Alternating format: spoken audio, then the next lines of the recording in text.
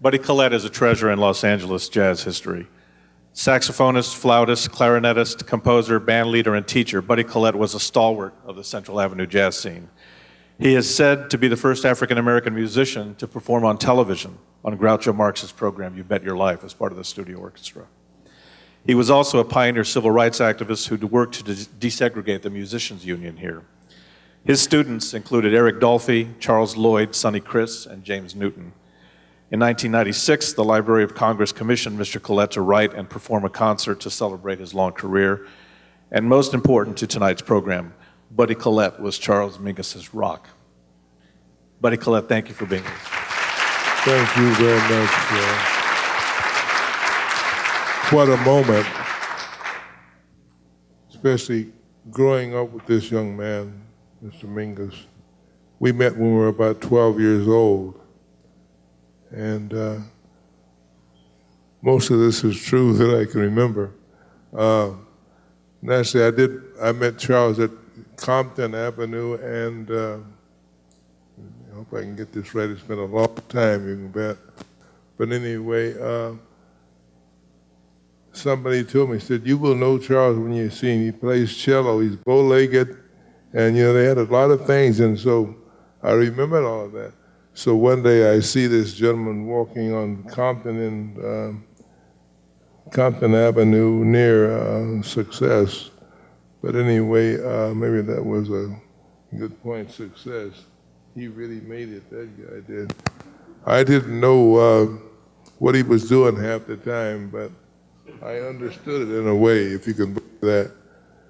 We used to get a red car from Watts when we'd go to Los Angeles to rehearse with bands and things like that. And Charles would always zip the cover off the bass. He said, let's play. I said, well, we might get into trouble. I didn't know whether we were allowed to play on the red car, but he thought it was okay. So I joined him, took out the saxophone. Once he zipped the cover off, I said, he can take the cover off, I can take the saxophone out of the case. And we'd jam, and the people just loved it. And it surprised me because I thought the people would really react to it as being not the thing to do. And so we'd play it, and when we didn't play, the people would request it. Aren't you gonna play a song today? And we would do that. And it got to be a point where I think that helped us to get better because it's amazing. You seem to grow if you have an audience to play for. Playing alone at your house or something doesn't do it.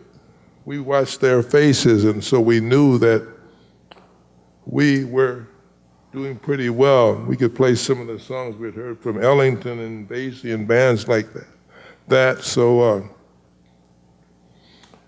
you actually really get to your confidence together because when you're playing good, there's something that you have that you're proud of.